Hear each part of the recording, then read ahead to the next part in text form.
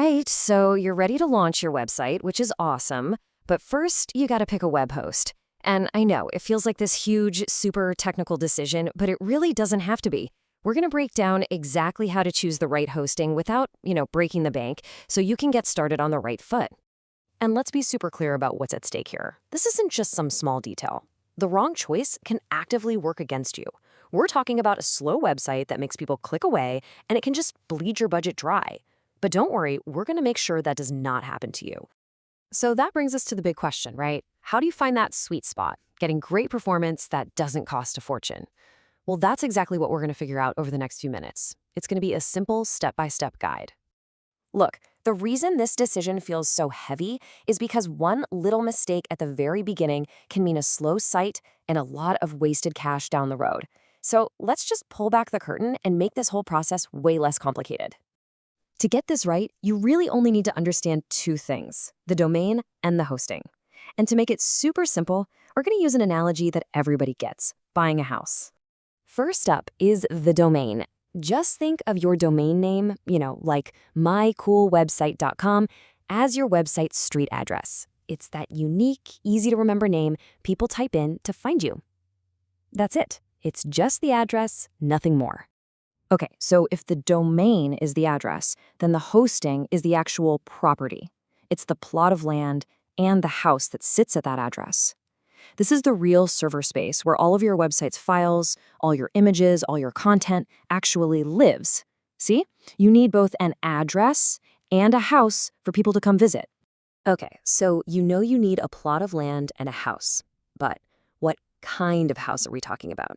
This is the next big choice, and we're going to simplify it with another really easy analogy. Are you moving in with a bunch of roommates, or are you getting your own place? This pretty much sums it up. On one hand, you have shared hosting, which is like having roommates. It's super cheap, but you're sharing everything. Then you have VPS hosting. That stands for Virtual Private Server, and that's like getting your own studio apartment. You've got your own guaranteed space, but it's going to cost you a little bit more. Now, let's really dig into this because the trade-offs are pretty clear. With shared hosting, the cost is low. Can't beat it when you're just starting. The catch? Your performance can get hit by your roommates. If another website on your server suddenly gets a massive flood of traffic, your site might slow down too. It's incredibly easy for beginners, perfect for a new blog or a personal site. Now, VPS hosting costs more, but in return, you get guaranteed stable performance, no noisy neighbors.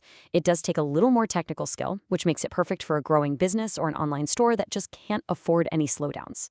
Now for my favorite part, saving you money. And here's the biggest secret in web hosting. That amazing price you see on the homepage is almost never the price you'll pay in the long run. Let's uncover the #1 pricing trap out there.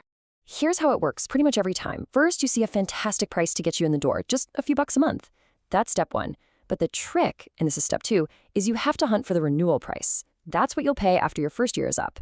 And step three, choosing a company that's upfront about this renewal cost is how you actually save money over time. And just how big of a jump are we talking about here? This much. It's super common for renewal prices to be 2, even 3 times higher than that intro offer. That amazing $3 a month deal can suddenly become $9 or more a month. Finding this number is the single most important thing you can do before you click buy. Whew, okay, we've covered a lot, so let's put it all together in one final, super simple checklist. Think of this as your last line of defense just to make sure you're getting a great deal and a great service before you put any money down. Okay, here it is, your final checklist. Number 1, and I know I sound like a broken record, but find that renewal price. Number 2, see if a free domain is included for the first year. It's a nice perk, but remember, you'll have to pay to renew it later. 3, make sure they have 24/7 support, because trust me, websites don't just break during business hours. And finally, go read recent reviews. And don't just read any reviews, look for people talking about speed and uptime. That's the real test of a good host. So there you have it. You get the difference between a domain and hosting, you know how to compare the main options, and you know the biggest secret to not overpaying. You basically have the keys to your new digital home. So the only question left is, what's the first amazing thing you're going to build?